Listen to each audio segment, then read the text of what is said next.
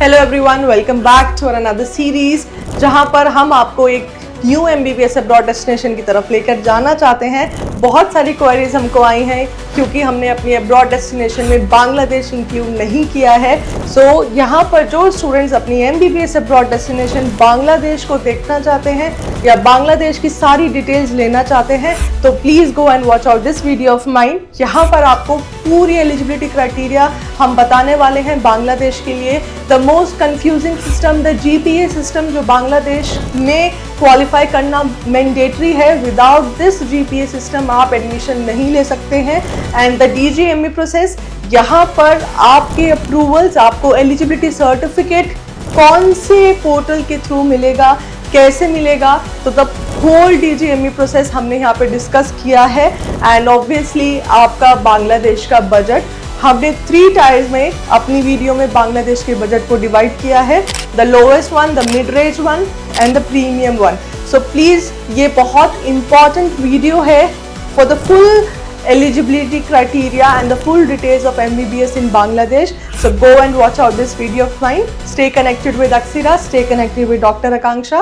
Thank you.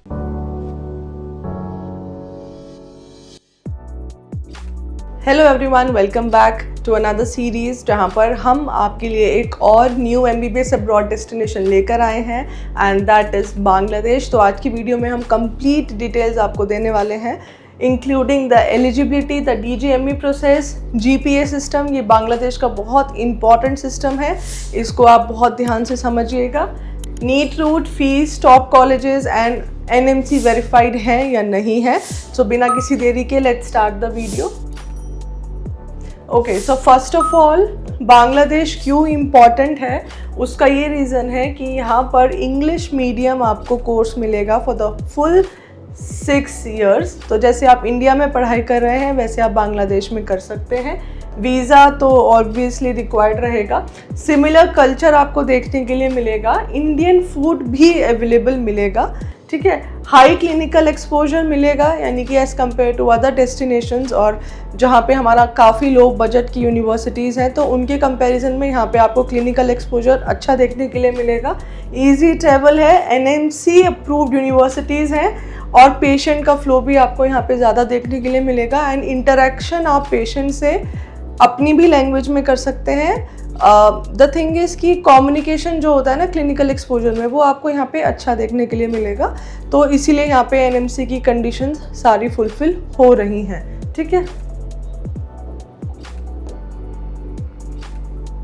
So now MBBS in Bangladesh 5 years का duration रहता है प्रॉपर, एंड इंटर्नशिप अलग से होती है, ठीक है, 1 ईयर की। दैट मीन्स जो हमारी NMC की गाइडलाइंस है 12 मंथ्स ऑफ इंटर्नशिप, वो यहाँ पे आपको अलग से होगी। तो टोटल जो कोर्स है इन बांग्लादेश वो 6 इयर्स का हो गया है, ठीक है। मीडियम रहेगा इंग्लिश। एलिजिबिलिटी यहाँ पे रहेगी कि आपको नीट क्वालिफाई होना मैंडेटरी है। बिना नीट क्वालिफाई किए आप बांग्लादेश में एडमिशन नहीं ले सकते हैं। रिकॉग्निशन NMC, BMDC की Bangladesh medical and dental council की तरफ से भी सारी यूनिवर्सिटीज़ अप्रूव्ड हैं, एंड हमारी NMC से भी सारी यूनिवर्सिटी अप्रूव्ड है। WDOMS पे भी अप्रूवल्स हैं, ठीक है। एडमिशन यहाँ पर किसके थ्रू होता है, DGME के थ्रू होता है। इसका भी अभी हम आगे और डिस्कशन करने वाले हैं। तो यहाँ पे एलिजिबिलिटी क्या रहने वाली है, नीट क्वालिफाइड होना मैंडेटरी है। आपका PCB में अबव 50% होना बहुत ज़रूरी है। और यहाँ पे आप ध्यान रखिएगा, अगर आपके बायोलॉजी में 60% होना एक प्रायोरिटी है, क्योंकि यहाँ पे जो GPA सिस्टम चलता है वहाँ पर ये मैंडेटरी है। तो आप कोशिश कीजिएगा, जो भी स्टूडेंट्स एडमिशन लेने के लिए रेडी हैं या फिर वो बांग्लादेश को अपना डेस्टिनेशन चूज़ करना चाहते हैं, तो अपनी 12th मार्क्स में ये चीज़ ज़रूर देखिएगा कि आपका स्कोर और GPA कितना आ रहा है। ये भी मैं आपको अभी समझाने वाली हूँ कि GPA हम कैसे कैलकुलेट करेंगे। एज ऑब्वियसली 17 प्लस होना चाहिए, तो यहाँ पे आप बांग्लादेश में एडमिशन लेने के लिए एलिजिबल रहेंगे, ठीक है। This is the GPA system. Basically आपकी क्लास 10th के मार्क्स इंक्लूडेड होंगे, यानी कि यहाँ पे आ जाता है टॉप 5, ठीक है। टॉप 5 सब्जेक्ट्स के मार्क्स इंक्लूडेड होंगे। और 12th में आपके कौन से मार्क्स जाएंगे, जस्ट 3 PCB के मार्क्स यहाँ पे इंक्लूडेड रहेंगे, आई मीन काउंट होंगे। एंड कंबाइन जीपीए 10th और 12th के जीपीए को कंबाइन करके ऐड करने के बाद ये फाइनल जीपीए आता है। और बांग्लादेश में एडमिशन के लिए मिनिमम, मैक्सिमम नहीं, मिनिमम एलिजिबिलिटी 7 होनी चाहिए, यानी कि जिसका जीपीए 7 होगा सबसे पहले तो वो एलिजिबल होगा बांग्लादेश में एडमिशन लेने के लिए। अब यहाँ पे कंडीशन है कि अगर आपका नीट क्वालिफाई है लेकिन आपका जीपीए 7 से लेस आ रहा है, यानी कि 6.5, 6.8, 6.9 भी आ रहा है, तो आप एलिजिबिलिटी क्राइटेरिया में नहीं है, भले ही आपका नीट क्वालिफाई क्यों नहीं है। ठीक है, अगर आपका नीट क्वालिफाई नहीं है लेकिन अगर आपका सीजीपीए 7 है तो भी आप एलिजिबल नहीं है बांग्लादेश में एडमिशन लेने के लिए। इसीलिए दोनों कंडीशंस मैंडेटरी हैं। नीट क्वालिफाई होना चाहिए, ठीक है, नीट क्वालिफाई होना चाहिए एंड जीपीए 7 होना चाहिए, दोनों ही होने चाहिए। ठीक है, 10th का जीपीए, यहाँ पे मैंने आपको मिनिमम रिक्वायरमेंट्स दिखाई है। अगर 10th का जीपीए आपका टोटल 5 टॉप 5 सब्जेक्ट्स का 3.5 आना चाहिए, 12th का जीपीए आपका 3.5 आना चाहिए मिनिमम। क्यों मिनिमम चाहिए तभी आप देखिए, और बायोलॉजी का जीपीए अलग से 3.5 आना चाहिए, तभी आप देखिए 3.5 प्लस 3.5 मिलकर कितना हो जाता है 7। ठीक है, अगर आपका 10th में 2.5 आया है, अगर 12th में 4.5 आया तो वो बैलेंस हो जाएगा। दैट मीन्स टोटल 7 जीपीए होना चाहिए बांग्लादेश में एलिजिबल होने के लिए।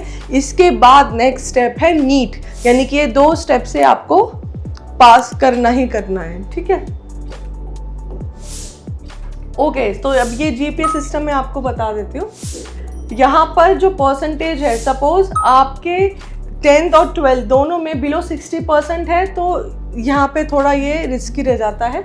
60 to 69 है तो आपका जीपीए जाएगा 3.5, यानी कि जिसकी परसेंटेज 12th में पीसीबी में बिटवीन 60-69 आ रहा है उसका जाएगा 3.5। ठीक है, 70-79 में 4, 80 to 100% 5। तो ये 10-12 दोनों के लिए जीपीए सिस्टम है। अब सपोज मैं आपको एग्जांपल देती हूँ, अगर किसी के 10th पे 70% आया है टॉप 5, ठीक है, तो यहाँ पे जीपीए 70% के अकॉर्डिंग कितना हो गया 4, और 12th में पीसीबी का स्कोर 65% आ रहा है तो 65 कहाँ पर आ गया 3.5। So when we add both these 4 + 3.5 आपका जीपीए आ रहा है 7.5। दैट मीन्स 7.5 ज़्यादा है 7 से, तो आप एलिजिबल हैं बांग्लादेश में अप्लाई करने के लिए। एंड प्लस यहाँ पर अगर आपने ये एलिजिबिलिटी कर ली है और अगर आपका नीट नहीं है तो भी आप एलिजिबल नहीं है।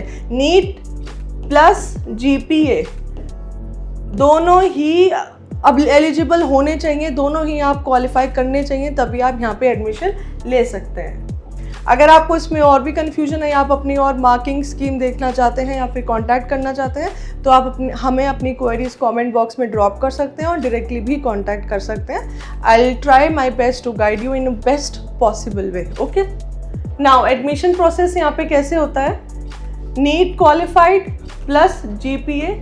ठीक है, यहाँ पे आप अपना यूनिवर्सिटी या कॉलेज जो भी आपको चूज़ करना है आप वो बता सकते हैं, डॉक्यूमेंट का प्रिपरेशन रहेगा एंड देन ये सब अप्लाई करते हैं डीजीएमई इक्विवेलेंस के लिए। यहाँ पर आपको एक एलिजिबिलिटी सर्टिफिकेट मिलता है और यहाँ पे डीजीएमई ये सब कैलकुलेट करता है दोनों मैंडेटरी क्वालिफिकेशंस एंड यहाँ पर फिर आपको एक एलिजिबिलिटी सर्टिफिकेट ग्रांट किया जाता है। उसके बाद आपको आपका एडमिशन लेटर अलॉट किया जाएगा, देन वीज़ा के लिए प्रोसेस होगा और देन फिर ऑलरेडी आप अपनी यूनिवर्सिटी को ज्वाइन कर सकते हैं।